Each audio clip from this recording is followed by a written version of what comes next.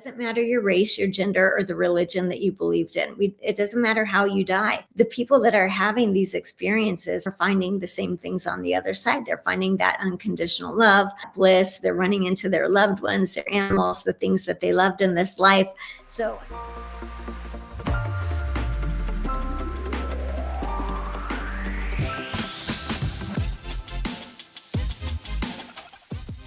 Michelle, part two, I had to have you back on the show because I loved our first conversation so much. How are you doing? I am doing great. I have a lot of change going on right now in my life. I just completed a move. I'm still in the Phoenix area, but stepping into what life is going to look like now. So exciting, right? Like how's the energy? Yeah, the energy is really exciting for me. I mean, as any human feels a little bit uncomfortable with the unknown, but also there's a lot more excitement than I feel unknown. The unknown. I have been diving more into that and what that looks like for me, as opposed to being like always, I guess, planning or analyzing or strategizing my next move, allowing things to just unfold naturally. Like, what has that path looked like for you? The act of being. How do things play out? Like, what does that look like for you? How much of it is action? How much of it is just allowing? How much is it the universe just presenting options in front of you? Like, what does that look like for you? Yeah, it's a little bit challenging for me because I am naturally a person of action. I like to have a plan. I like to know what the next step is going to look like and where we're going from here. But really moving into this space of allowing and being has been quite different for me. And what I'm finding is it actually feels very peaceful. And there is what I would say almost an act of surrender.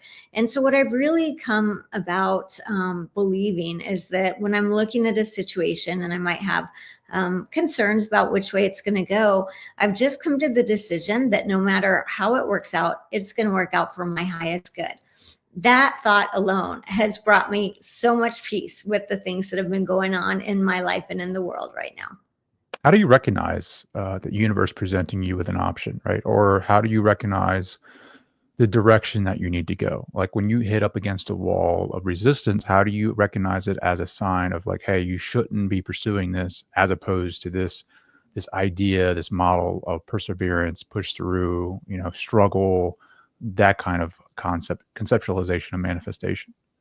Right. So for me, when I come into some resistance, I'm not usually worried about that at first. But if it's a regular resistance, if it's the same thing that I've tried to make 2 or 3 times work and it's not going to work, then I'm really able to understand that that's the universe telling me I have better opportunities that will be coming in a different direction. And so I think with our humanness, we always want things to flow smoothly, but we live on planet Earth, and that's just not how it's going to work for us while we're here. Resistance also for me, there's almost a feeling that I have inside. And I think all of us have this when we're using our own intuition and our own psychic abilities. And we kind of have this feeling of maybe that's not the best path, but I'm going to try it anyway. We've really got to start to listen to the whispers of maybe this isn't the best path. Maybe we need to wait a month. Maybe we need to try this other option. And really tuning into those abilities that we have for ourselves helps us navigate our own life better. How do you recognize those messages as universal source or like your higher self, as opposed to like your thoughts from the ego? Right. So for me, when they're coming from source or my higher self, there's usually a level of peace with it. So it will even be for something that maybe I'm really wanting. If it's not the right option for me, it's almost kind of like I can give in. It doesn't feel like resistance. It's like, okay, I can see that maybe there's something better. The ego for me says, hey, Michelle, we've got to have this at all costs. Find a way to make it work, even if it means running yourself into the ground. Those words or those feelings always come with almost a harshness or a judgment. And when it's coming from your higher self or source, it's going to come with this idea of peace and love and that there's actually more available for you. I get caught up in that so much because I feel like I need to control the outcomes, or I need to control the variables in order to get the outcome, the desired outcome that I wish to have. And to me, that becomes, you're more strategic in your execution and your planning phases. And then that just seems to me to complete or to create more separation from that flow state that you're describing here. I guess, the biggest thing for me is learning the ideas of the hermetic principles of this universe, like the law of cause and effect. Like if I have a question, there's automatically, that is the cause of the effect. So the question is the cause, and then the answer is the effect of that. There's already an answer that Right. is waiting to come to you. You just have to allow it. Like there are times where I'm in middle of a conversation and I have a question, or somebody asks me a question and I don't necessarily know the answer right off the bat. And the answer could be on the tip of my tongue, right? And I just Right. can't think of it. But later, give it time, and all of a sudden the answer drops in. And it's like, what is that? Like, and I feel like that is a part of this reality is regarding manifestation, where we have this desire. It might not be a desire that can come instantly. It may be a big desire to where, like, the answer that you didn't have in that moment, the desire is the cause, and the effect is fulfilling that desire. So the bigger the desire, I think depending on your resistance or belief systems, like that affect the completeness of that desire will come essentially at some point, because it is law. Have you experienced this where you've had this desire and you wanted to manifest it, and although you can't see the path to that desire, you can't see the outcome right away, it's like that answer, you just can't search for it. It's on the tip of your tongue, it's there, but you just can't find it. Hey, can you give us an example of that when that's happened in your life? Yeah. So, I mean, gosh, it feels like it happens regularly. So, even with right now getting my book picked up, getting my book published, right? There's an intention and a desire to get that done. And although I have a couple of agents interested in it, it's not making the progress that I want. So, one of the challenges as a human for us is we have our intention and our desire, and we really want that immediate response. It's like, no, I ordered that yesterday, I want it now. We kind of think about it as like fast food. We're going through the drive-through, we just made an order, it should show up in a couple minutes. And that's not how the universe works, because the universe, unfortunately and also fortunately, works in its own divine timing, and it knows your pre-life soul plan, and it knows that the perfect things for you are going to manifest at the perfect time. So for us, it's really about believing in that true divine timing. I will say this: when we plant an intention and we wrap it in love, right? So if I say, I really want my book to get published, and I wrap it in the love because I'm thinking about the people it can help in this world, what has happened now is I've sent this call out into the universe. This seed has been planted. It's going to happen. It's just a matter of how and when. And those are kind of the factors that our humanness wants to control, but we have to know it's going to happen in divine timing. Mm. So what I loved about our conversation prior was your experiences with Jesus, with Christ. And I've been reading a lot of books associated with finding that Christedness within yourself. Have you been able to tap into that Christ consciousness back on in this plane? Yeah, absolutely. And it's something that is available for all of us. So, very often I have that Christ consciousness come in a reading. It's pretty normal. I will have my own messages from Jesus regularly. And what I would say is that that is truly a part of each of us. So, the idea of us being able to tap into that Christ consciousness or Jesus, it's very real. It's just a frequency that we are all actually capable of dialing up. It's just we didn't know it, or maybe some of us still don't know it. But the idea is Jesus is really coming in, and that Christ consciousness is your best friend to love you, support you, and help you on this journey. It was never about putting him on a pedestal. Yes, he's a master. He has an understanding and an expansiveness. I say he, but spiritual energy, right? An understanding and an expansiveness bigger than most humans can even comprehend. But it was never about putting that energy higher than us in a place of pedestal, because it's really about, let me be your friend and let me walk this road with you. I have a weird question for you. Have you ever done psychedelics? Yes. So I'm surprised by that. I don't know why I'm surprised by that, but um, I'm surprised. What? what was the experience like when you was this? I mean, so when you did psychedelics, was this after your 3 near deaths or prior? Yeah, it was after, and I haven't done it much. I've done ketamine treatment, and I've also done mushrooms. And what I would say is that with those experiences, it's different for me. The ketamine was very peaceful, very much like my NDEs. It felt very blissful. And then the mushrooms for me had a different energy. They were, some of it was fun, and some of it was like, oh, here's some dark stuff you need to go look at and kind of work on. And so that those journeys were both very different. I feel like they gave me more of an awareness about myself, I guess. And I think Mm. that's probably why people do them. So the realities in which you were presented, were they similar in your like your near death experience? Like, I guess the dimension, I guess the dimensional aspect of that, like, or the vision or experiencing that through your third eye, whatever that looks like, was it very similar to the near death? With the ketamine, absolutely. Like the ketamine's the closest thing that I can say I have felt that type of energy on. And we actually I help facilitate ketamine treatments and journeys here in Arizona. Because what has happened, I work with a counselor and a medical doctor on it. And what we've seen is, it's so much better if you can do this in a journey with follow-up care and someone to help explain to you what's going on than showing up in a doctor's office to get an IV and then going home and having to unpack that by yourself. So I actually help facilitate those. But the ketamine for me did bring in that blissful state that I felt with the NDE. Not exactly. The NDE is still more intense, but it was the closest thing that I have found with that. What do the psychedelics do? Like, what is it that I mean, I'm not the science of it, but like, does it tear down the veil?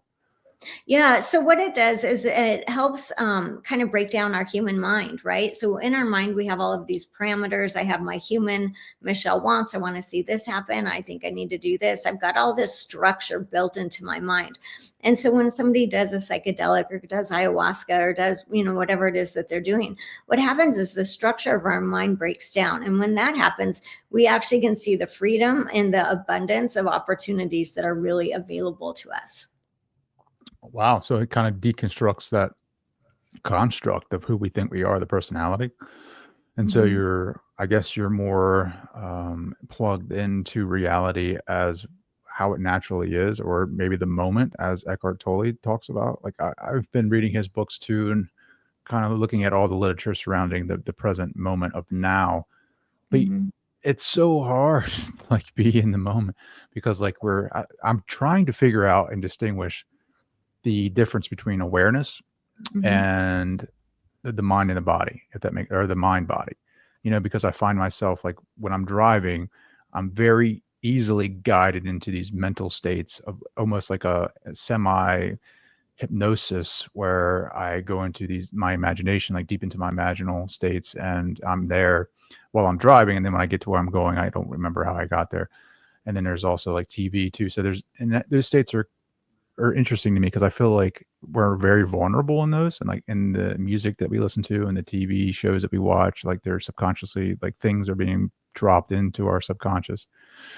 And then, like, the present moment now, like, I have to bring my entire energy, like consciousness, into the moment of now, and just maintain there is super hard. How do you experience the now? Do you experience it all the time? Do you fall back into the mind body and the imaginal states, like, throughout your day? Does any of that make sense? Yeah, it does. And so it's almost like you're having an out of body experience when you're driving, is what you're saying. You're saying your soul Yeah. is kind of going home to check in. Yeah. And I will say this for every one of us, we have moments throughout the day, many of them, where our soul does go home and check in. We might not realize that. It might be in the shower, when we're driving, or when we space out for a moment, or, all of these times. But it's very natural for our soul to go home and check in multiple times a day. But what happens for us when we need to be in the present moment is we really need to start focusing on our breath and focusing on our intention. So if I'm at home with my kids, I want to be really present. I want to hear what's happening in their life. I want to hear, what's going on with school or work or whatever that is, right? So I have to actually make the intention that I am going to be present at this point in time. Otherwise, I could sit there, I could be answering texts and emails and thinking about work the next day and what I need to get done around the house. So it's really about the intention. The power of our intention is one of the most powerful forces in the universe. Love is the other most powerful force in the universe. So when we wrap an intention with love, it has to grow, it has to be there. Mm. And I've also been doing a lot of men's work recently and diving into the heart space. And I didn't realize how many layers of protection I have crusted over the heart space Mhm. until I focused my awareness on it. And then, like, allowing a lot of that love when I can activate the heart center to, like, kind of melt that. But there's so many different layers of protection that I have, or shields that I've created for Right. myself because of the fear of hurt and the fear of being vulnerable and pain. Mhm. Do you still have that for yourself? I know you've had 3 near-death experiences, but, like, and you're also in this realm of, creating and helping others find their own empowerment and source of love. Do you still have those protective layers?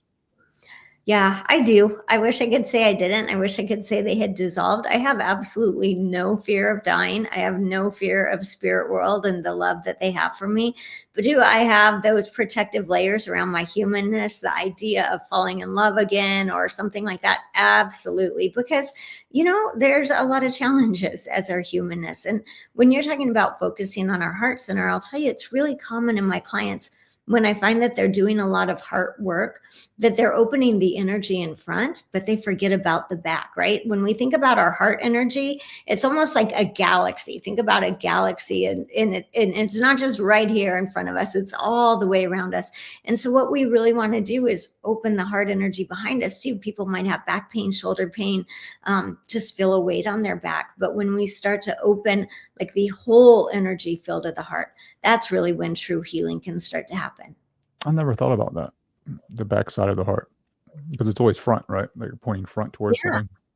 Yeah, Hmm. and I think we always, that's how we tend to think, right? It's like, oh, it just got to work on it right here. Well, that's beautiful, but then there's a whole energy field around that that is still asking to be opened up. And a lot of times when I'm working with people, I will feel almost what you said, like a shield on their back. And I know what that is. It's just that they've been hurt, they have felt stabbed in the back, they've felt attacked, whether intentionally, unintentionally, whatever this is. But it's about kind of releasing that. And let's be really honest, the minute that we decide to engage in a relationship with someone, whether it's romantic or friends or family or whatever, there is part of us that is going to have to say, I'm okay being vulnerable because I know that they could say something that might feel uncomfortable or hurtful to me. And so, with that, every soul here has to have this badge of courage and bravery to be here because this life is challenging. Sure. A lot of the texts that I've been reading are all about stepping into the unknown and making choices that you wouldn't regularly make. However, I think in making those decisions, you have to become something new. Like, and so they talk about these ideas of becoming a new person. Like Dr. Joe Dispenza talks about becoming an entirely new person. So in I guess my interpretation of that is, it's not that you're, I don't want to say this in the wrong context, but you're almost getting rid of the old persona to become something totally new. The construct is dissolving, I guess. The old patterns, the old programs are kind of dissolving, and you're creating something totally new. How do you help your clients become totally new, like a new person, and like in general, like dropping the old programs and old scripts that are running in the subconscious, and then consciously creating a new reality? Right. And so with that, it's really the first step is always going to be an awareness. We have to become aware of the ideas and the thoughts that are kind of holding us hostage to the life, right? The other thing is give us permission to change, because so often we think, oh, I have to be this way, or we feel a loyalty. I've got to be this way because my parents were this way, or I've got to show up because I said I would. But the truth is, we really never came to stay the same. We always came to evolve and grow and step into what is actually the next higher, more elevated version of ourselves. So, giving yourself permission to grow and outgrow people, places, and situations is always going to be step number one. It's almost like a death, right? A death of the old self. Yeah, I've had 3 near-death experiences, but I've actually feel like I've died 1,000 times in this life, a million different ways, and we all have. Think about whether it's the relationship that ended, the job, the house that you moved from, right? The dog that passed, whatever it is. We've had so many deaths, and each time, though, we're reborn again as this new version of us, whoever that is. We've come out wiser, deeper, with more understanding, and our souls did not come to this planet to show up and be the same for 80 to 100 years. We actually came to really learn and evolve and grow. And so giving yourself permission to do that is huge. Let me ask you a question, right? So this is just popped into my head. Is the soul, our soul, like all knowing and already evolved to, like, you know what I mean? Like a master, or however you want to term that. Mhm. Yeah, well, our soul is always whole, our soul is evolved, and our soul is always growing and learning. So, do I think we all have the same expansiveness as the Christ consciousness? No, I don't. But I want to think about our soul as expanding, expanding, expanding. So, we come here to planet Earth to have these contrasts, these challenges, because in that our soul learns and grows and expands. So, we're Mhm. really here for the evolution and expansion of our soul. So having three near death experiences, do you ever listen to other people's experiences when they I die? do. Is there a commonality? Like there, I don't feel like there's. I mean, there may be some similarities, but have you listened to some that just didn't sound like that's not a near death to me? That's something totally different. Yeah, I've heard some that don't actually resonate with me as that. But what I would say is the way that we're talking about changing our perception, if somebody has decided they had a near death experience and they're coming back and they're saying I died and I'm different now, right? There's an energy about, yeah, that version of them did die. As far as the NDEs, there are actually some real strong similarities that we are finding across the board. So what we know is it doesn't matter your race, your gender, or the religion that you believed in. It doesn't matter how you die. The people that are having these experiences are finding the same things on the other side. They're finding that unconditional love, that bliss. They're running into their loved ones, their animals, the things that they loved in this life. So, I mean, that's really what the similarity is between all of them. I'm actually surprised at the amount of people that believe that, this is a trap, like a soul trap. I don't know. Have you heard any of that? That those ideas and concepts, like that when you go, that's why they keep sending you back, because you're like a prisoner inside this reality. Like, what are your thoughts on that? Right. Well, I think that feels a little bit extreme to me. I think that we have a free will choice in soul form and in human form. So none of our souls are forced to be here. Our souls choose to come here to learn and grow and play in the magic of life and express ourselves in new ways. So we made a free will choice as a soul to be here. And then once we are here, we have about, from my understanding from spirit, 30 to 40% of our life is still free will. And so our humanness gets to make choices while it's here also. Mm, that's good to hear. I think I like that a little bit better than the actual soul trap philosophy. I think that, to me, that's very limiting and kind of like, I don't know, low vibe. Yeah. And You know, defeating. It's like it feels like you're never going to win if that's how you want to look at it, right? And that's not.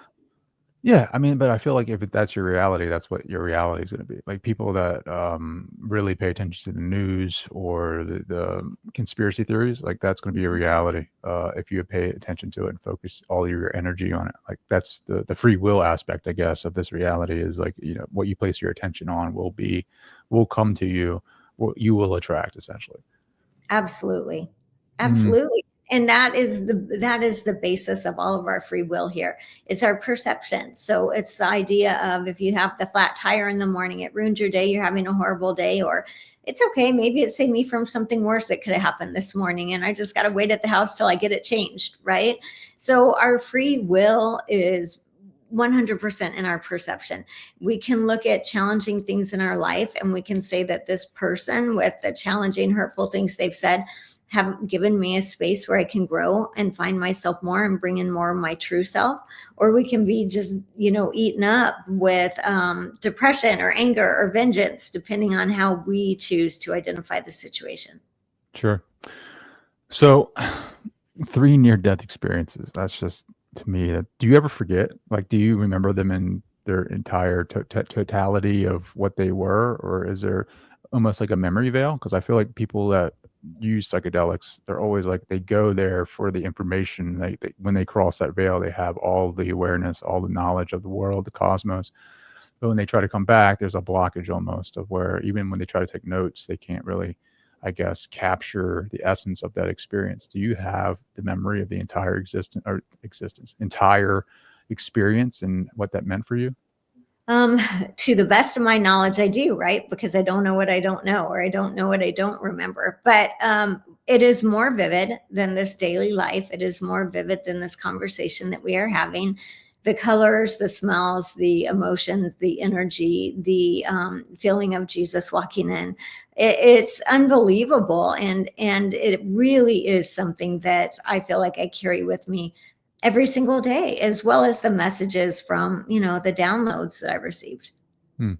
How do you help people reintegrate when you have your clients that come in for the sessions and they go and they touch those sacred places and they receive sacred knowledge and wisdom and they come back and they're all like high vibrational and they're in these states of bliss.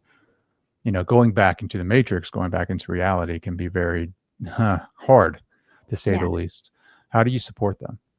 Yeah. So really what we do, number one, we definitely save time there to talk and to honor like that sacred space. So we like to talk about the experiences they've had. What does that mean to them? Because we might have two people that had similar experiences, but it has different meanings, right? So we really give them time to adjust to the knowledge, the truth, what they have just found for themselves. And then also with that, we always like to say, go home and be quiet, be mindful, think about, and this is true with anything in life, if this is something that you have found so truthful and personal, then think about who you want to share it with. It might not be right to share it with people who are going to be like, oh, that meant nothing, you're crazy, you were on drugs, whatever that is. So it's kind of about not throwing your pearls at swine. But most people that come back, they really have like their own understanding and ahas and their clarity about what they want the next step in their life to be. Pearls at swine. I love that. Yeah. Um, do you still see Jesus in your everyday reality? You know what? I do. And it's not that I see him every single day, but a lot of times when I'm doing readings or when I need information for myself, I will feel that that is a source that it comes from for me. Mm. How has he helped you? Right? Like as you go through your day, your reality, like how has he helped you? Yeah. So he'll give me clarity. And a lot of times, I want to say this, Jesus is funny. Like people think that Jesus is, like we have to be like all serious and everything, but Jesus is hilarious. One time I was doing this reading for this woman, and Jesus came in and she said, and I said, well, Jesus is here. And she said, well, Jesus and I have issues. And Jesus literally said to me, he's like, I don't have an issue with her. She has an issue with me, and he was laughing. And so, and I repeated that to her and she laughed too, because she realized, yeah, Jesus doesn't have an issue with her. It was whatever her religious upbringing was that gave her these issues. So a lot of times the energy with Jesus is fun. It is also very just like honest and real, where it's like I'm like, I think I need to do this, and he'll just be like, do you really need to do that? I'm like, oh, you're right, I don't need to do that, right? So it's really a conversation about helping me navigate my life better, and I think that that is something that's available to all of us. What's next steps for you? Like what do you see? How do you envision your life unfolding? Yeah. So right now, it's kind of interesting. I'm at a blank slate. The kids have moved out. I've moved. It's kind of figuring out what's next for Michelle, which is uncharted territory for me. But obviously, I want to get my book published. I'd like to see myself speaking, and I really want to move into teaching. I just did a 5-week course on connecting with your life guides, which was very productive for the people in the class. And I really want to help people learn how to do this for themselves. It's beautiful that I can help someone, and I'm so honored and grateful that I can. But really, the power in this world is when people can do it for themselves. Hmm. How do you show them that though? Like how do you create that container? Yeah. So, well, with the life guide course, for example, we just had a kind of, for one, I had a couple of people in there that were very logical. So you knew this was going to push them out of their comfort zone just a little bit by that, right? And so really it's about creating what I would say in the beginning. I said we have to have this folder of possibilities. So I need you guys to all create this in your mind right now. And if something doesn't feel, and you want to say, no, that can never happen, put it in your folder of possibilities. It doesn't mean it has to happen, but just give it room and space. And so then each week we focused on connecting with a different life guide for them. And one of the great things was I was able to go through and validate for them who they were connecting with, which was amazing because I would say, 90% of the class was making their own connection. They just needed somebody to validate it for them. Hmm. So how do you know that? How do you know who they're connecting with? So when they make their connection, so like one of them one week was ancestors. So pick the ancestor that you want to connect with. They would make their connection, and then we would go through, and if they wanted me to confirm it for them, they'd raise their hand, and I would go through and I'd be like, no, I feel a grandmother figure on your mom's side. That's exactly who I was thinking of. Perfect. You're right on target, right? So it was just me being able to kind of tap into the energy of the situation to give them the confirmation they needed. Hmm. So what's the difference between just now thinking, and I have like a little token of Archangel Michael. What's the difference between like us and the archangels, right? Like, or a regular angel. Like, what is the levels of difference?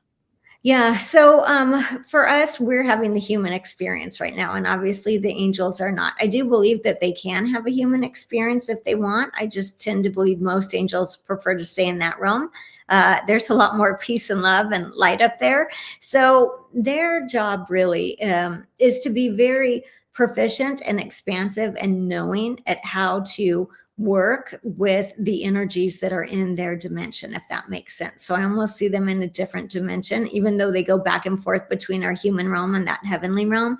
They've mastered how to bring you love, protection, peace, support when you need it. And so that's really their goal, which is different than our human existence, because our human existence is down here to have contrast, challenges, and figure it out. Hmm. Is there an actual like heaven? Like, is there an actual heaven that we go to, or is heaven a place that we can exist in right now? I believe it's a place we can exist in right now. It is a different dimension than planet Earth, but I also believe that it's right here, right now.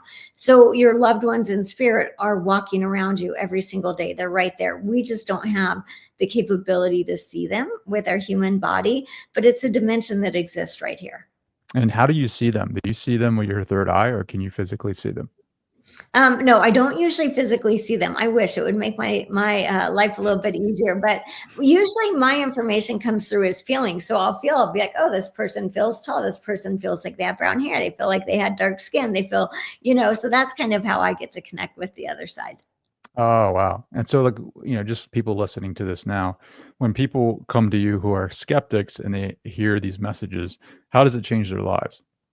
Yeah, well, it usually leaves them scratching their head for a minute because I just last week actually I read for a gentleman who said, I'm an agnostic atheist. So but here's what I want to tell you. I love that he showed up for his reading.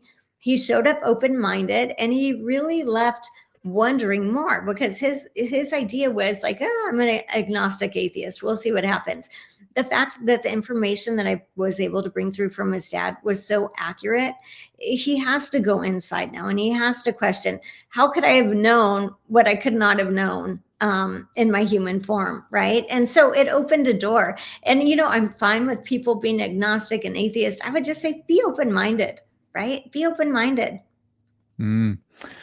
So I think it's probably easier to confirm someone who past loved one who has we've lost because of your conversation with that individual and being able to confirm that evidence. But like predicting the future can be tough because obviously you don't know until the future happens. Right. Like, have you been able to predict things, future events for people, and then later them confirm that it actually happened? I have. I've gotten quite a few emails and texts about it when exactly like you said. And it's really interesting because when I'm in a reading, I'm not taking mental note. The part of my brain that would say, I said this or this or this, it's turned off. I'm just more in the flow and the information is flowing through me. So a lot of times people will show up, or I'll do a group reading and they'll come in and they'll be like, everything happened exactly like you said. And I'll say, what did I say?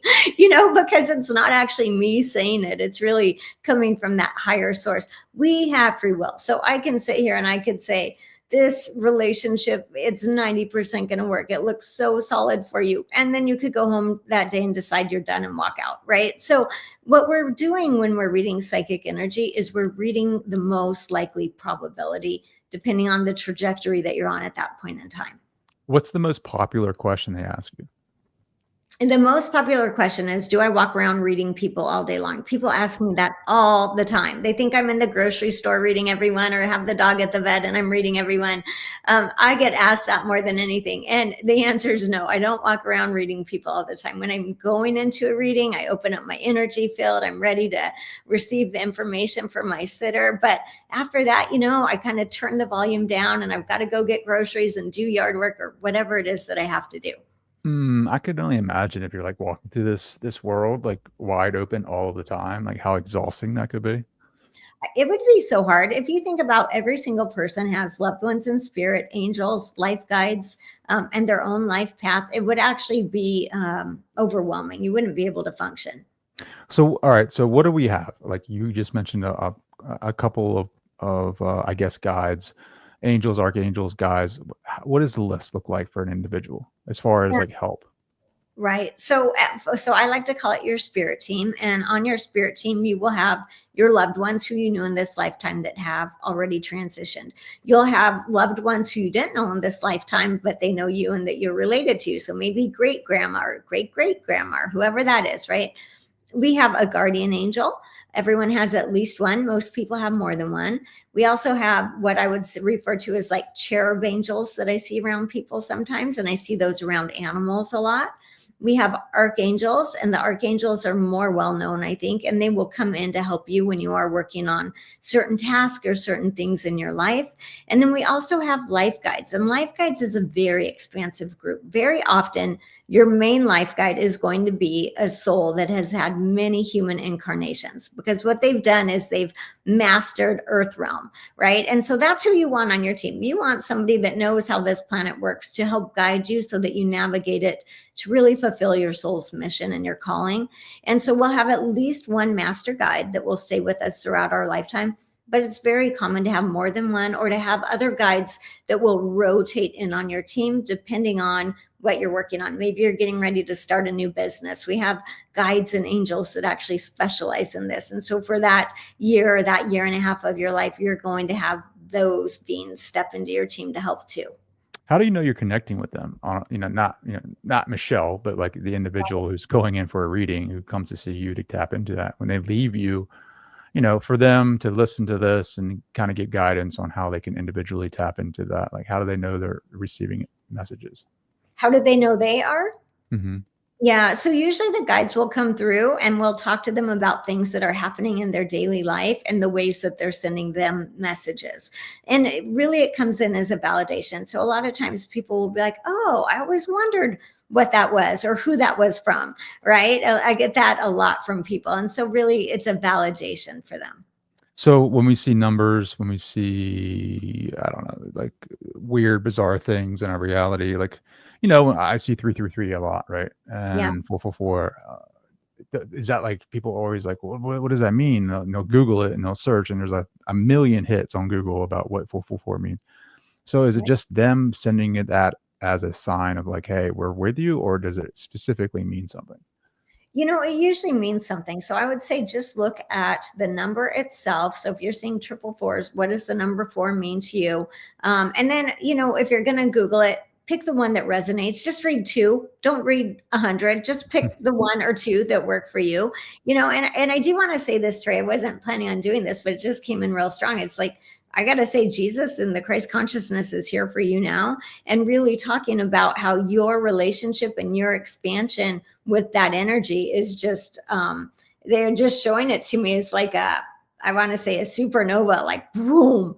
So I think for you, if you haven't already started knowing that you are making your own connection with Jesus, you are going to feel it and you are going to know it, because it's definitely here for you today. Really? Like, what Yeah. does that feel like for you when you get into that? Yeah. So, I mean, and I wasn't planning on doing it. It just popped in.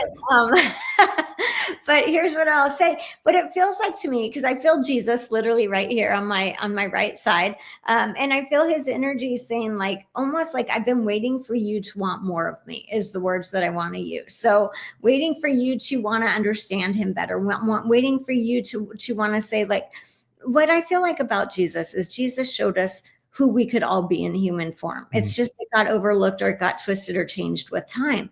And so that idea of you and the healing energy that you're bringing into this planet, your consciousness is absolutely expanding. And, he's a master healer. We've never had a better healer than him on this planet.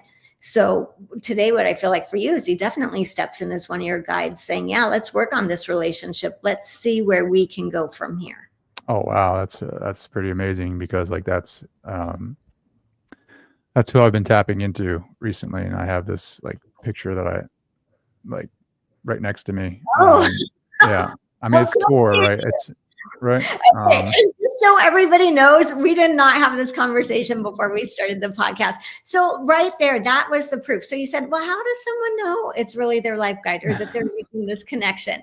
Thank you for just being my case study right here and showing everyone how Guinea pig, right? exactly. You were a good little guinea pig. Thank you. Well, what's funny is I have been connecting with him, or that energy, that consciousness, more so recently. Like I've had signs. Like so, I get up at 4 a.m. People Mhm. ask me all the time, what do I do? What are my protocols for connection? I get up at 4, and I had this vision of, like, Mel Gibson's The Passion, the movie. Yeah. It was that scene where Jesus is carrying the crucifix, or the crucifix, through the streets of wherever that was, and the devil was like weaving in and out of the crowd, like kind of watching him. And I didn't take it as literal. I took it as like metaphoric, as in like Jesus was surrendering in the moment to God's will. And it Mhm. was like Jesus, like, to your point, is a master. Like, he could have gotten out of that situation very easily. Like, he could have seen everything unfolding the way that it was supposed to, that it was going to unfold. Like the entire, the scene in the garden, and like the soldiers, Yeah. capturing him. Like like he's no dummy. Like, he knows, but he surrendered to the moment and the will of God in that moment. And like the 40 days in the desert was like the devil tempting him. I will give you the world. I will give you everything you want. That was like the egoic material, us chirping of like, let's do it this way. I'll give you we can have everything. But really, it's like the surrendering in the moment of like what God's will is for you, and living in that moment of now. And he totally went 100% in the moment and surrendered to God's will. And the crucifixion is the death of the old and the birth of Christ consciousness in the individual. Does that make sense? Yeah, absolutely. When we think about the second coming of Christ, I would say it's here now, and it is the Christ consciousness in each of us. Mm. And then funny, I'm dropping the same day, right? I'm dropping my son off to school in the morning. He's at high school, and he's at separate schools now from my daughters. And I look up, and the sun is rising, and I see this crucifix up in the sky. I've never seen this church before. Like, it just came out of nowhere. And I was like, holy crap, like, there's a cross. And then later that day, I was driving to work on the highway, going like rolling 70 miles an hour on the highway, and I start smelling this whiff of something. I'm like, what the heck is that? I thought it was like the truck in front of me, and I start smelling it's getting sweeter. It's getting sweeter and sweeter. I'm like, it Mhm. smells like, and something in my mind was like, that smells like flowers. I'm like, and it was like a minute. Yeah, And so I'm like, flowers, like in the middle of the highway rolling 70, like, what is this? right. And I knew, just having my conversations that I do on the podcast with many mediums and psychics, and just understanding that when you do smell that, somebody's with you. And I don't know who. I just said thank you. And then later that night, I'm picking my daughter up from dance. Same day, I look up, and the sun is setting, and I ask just Mother Universe for a sign that, I'm on my path, that I am, evolving the way that I'm supposed to be evolving. And I look up, and there's this star. It looks like a star, but it's like flickering. It's like flickering. And I'm like, stars don't do that. And it's really close. So I take a video of it and zoom in on it. And it looks like this sphere of energy, like pulsating.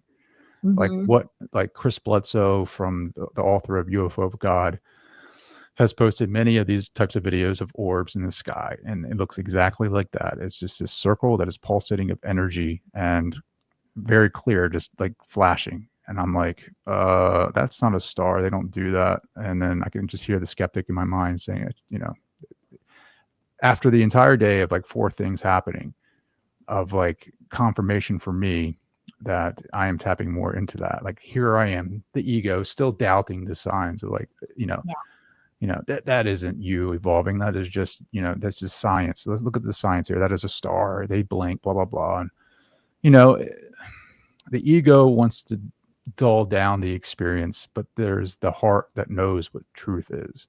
And I'm Hmm. learning to be more in the heart. I'm learning to more like setting my sail in that direction. And then I have conversations with you who just talk about connecting with Jesus, and just totally blows my mind. So thank you for that. I say all of that to say thank you for another confirmation. You're welcome. I'm happy to validate that for you. And the answers really are in our heart, because our heart is connected to the Higgs field, and the Higgs field is a field of infinite information, right? And so, in those moments where our head wants to tell us one thing, it's really valid to put our hands on our heart and ask your heart. Our heart gives us really direct yes and no answers, whereas our brain was created to analyze things and make sure we're safe and overthink it and do all of that stuff. But when we drop into our heart energy, yeah, you're going to find that you're working with Christ. It's right there. Mm.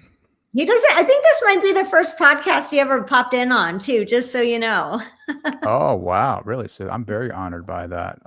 Because I really believe that we have the potential of becoming Christ here on earth. It's just our belief systems and the doubts that other people put on us that say we can't, like that you can't become that. But I think we can absolutely become Christ here. And I think that's why he came. And to your point earlier, like he's our big brother. He's like this, he's the example of what we can be and the way shower of how to get there.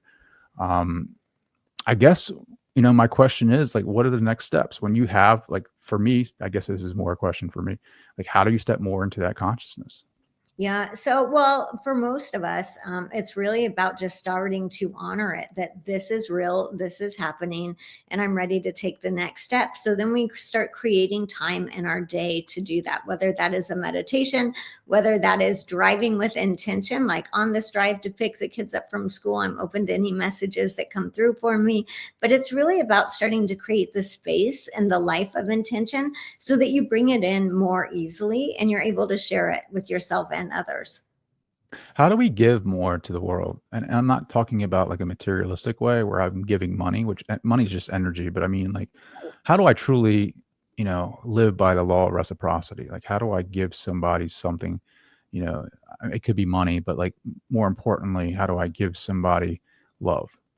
Yeah, exactly. And the only way to do that is to know how to do it for yourself, right? And so what I would say right now is it's really important for all of humanity to learn who they are, to trust themselves, to start shining their bright light, because we all are bright lights. We're just like in these meat sacks right now. You know what I mean? But you really are a bright light and a bright soul. And so the more you know what you need and the more you know who you are, the easier it is to help others.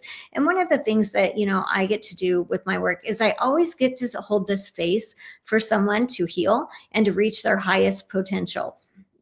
There's no price tag you could put on that, right? Because what I get to do is I get to see who they are as a soul and hold that space for them. So I would just say this, if there's nothing else you do in your life, if you never give to Goodwill or whatever the things are that we're taught we need to do, if you hold this space for people to be the best version of themselves, you've done more for them than anyone could ever do. Oh, wow. Yeah, because it's always like, we always want to assume that it's giving to the, money to someone, right? But a small act of kindness, like, what are the impacts of that? Like, actually holding a door for someone or giving someone a compliment, how does that change the collective consciousness? Well, because it has a ripple effect, right? The challenge with that right now is that when we hold the door for someone, usually they just mutter thank you and walk through, right? And we're not in a society that is open to receiving love. Kind of what you were talking about earlier. We have shields around our heart. People have hurt us. Life has been challenging, right? So it's not just about holding the door, but when someone says thank you, it's about actually looking them in the eye and receiving that. So we're refilling our cup too at the same time. There's so many like norms and priors that we follow. Like how often do we actually look someone in the eye? Like, during my men's retreat, we did this thing called eye gazing, Hmm. and I can feel the programs like come up when I'm like staring somebody in their eye, like the left eye specifically, and it's Yeah. another man. And I can feel all the like the childhood like voices popping and creeping into my body, and like you shouldn't be doing this because if you think about it, I live in Baltimore, and if I stare another man in his eye at like the train station or airport, they're like they want to fight me, right? Like why are you looking at me? Because like we've been programmed to think you don't do these things. These are social norms. These are the rules you follow in society.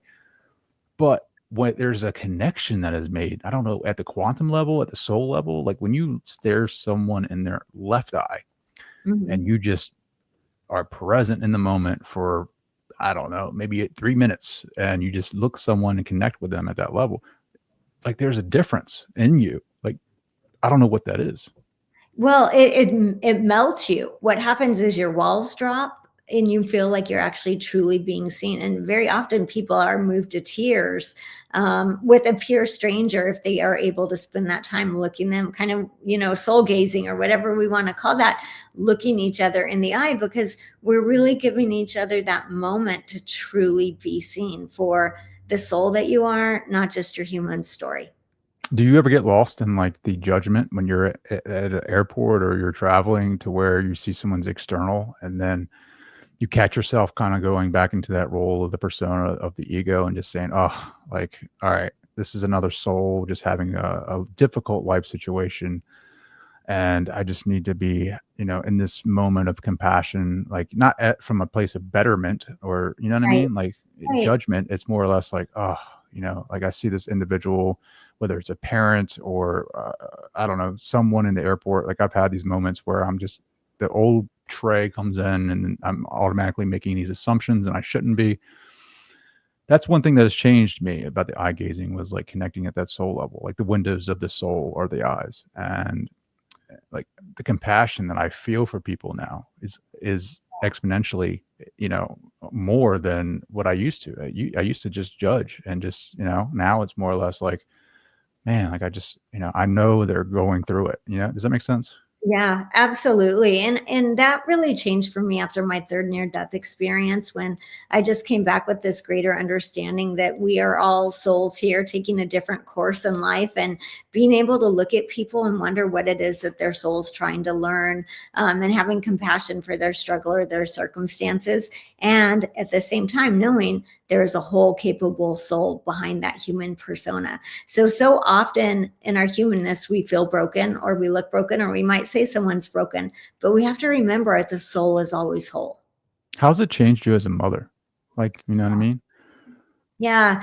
What it really did was it gave me the ability. I think probably prior to that, I would have expected all of my kids need to go to college. They need to be this, they need to do that. Like I would have given them the routine that I had been given.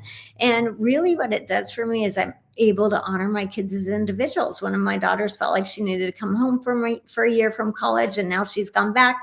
There was a point in my life where I would have thought that was a critical mistake. We could have never let that happen. And at that point in time, it was like, okay, if you need to come home, come home. I love you. We'll regather, we'll regroup, and we'll take the next step. Right. So it's really also about seeing the beauty of each of their souls and knowing that they're on completely different journeys. Right. And so the whole one size fits all never works. So you're not enforcing rules of like, you must do this, should do that kind of theory. Well, I mean, okay, my kids are all adults. Like my youngest is 18 now. So it's not like I have 5, 7, and 10-year-olds who it's like, hey, we have bedtime, you have school in the morning, right? So in those days, yes, we had rules and things that had to happen. I still have rules and I still have like guidance for them, right? I still expect them to treat people with respect. I still expect them to show up as loving, kind humans. But the way that they choose to express that it's really not up to me. If they want to go be a mechanic and do that in the most loving, kind way, or if they want to go be a rocket scientist and do that in the most loving, kind way, either one works. It's just really, to me, it's about how they show up in their expression. And I really am big on them knowing themselves. I think we are in a world right now where it has never been more critical than for us to actually know ourselves and who we are on a human level and on a soul level, because the dynamics are changing. And if you don't know yourself, then how are you going to be able to help yourself or anyone else along this journey? That is a great lead into this question. Like, how do we know ourselves? Like, I mean, for one, who are we? And then two, how do we dig deeper into that? Right. So, it starts with even understanding the ideas that you have set in stone, whether it's like, we have to go to church every Sunday. Okay, do we? Why? Well, because that's what mom said when I was growing up, right? So we can take it from little things like that to bigger things. We have to start analyzing, why do I think this? Or why do I feel this? What is triggering me? There's self-exploration that needs to happen for all of us right now. I will never be done exploring who I am. I mean, I've been on this road for a while, but I'm always going to be the student and the teacher. And I think that's the goal for all of us. It's like there's always going to be more aspects of Michelle to uncover through different retreats or conferences or books or workshops. You're always such a fun interview. I always love having conversations with you because, like, I feel like we can riff on so many different subjects. Thank you. I love our time together too. How can people connect? Yeah, so the easiest way to find me is at my website, michelleclare.net. And there you can either book a session, you'll see my upcoming events. Some are online and some are in person if you're in the Phoenix area. What is Jesus's last messages for us? Yeah, find the peace within, right? So we all want world peace. We do, but we've got to be able to find that peace within ourselves, whether it was about how we were treated, the job, the relationship, whatever story we're telling ourselves. Once we find that peace within, we can now, he's just showing it to me. It's like a ray of light that is growing out and spreading around the world. But it's really hard to have external peace when you don't have internal peace. I love it. Michelle, thank you so much for coming back on. Thank you so much for having me. It's been great.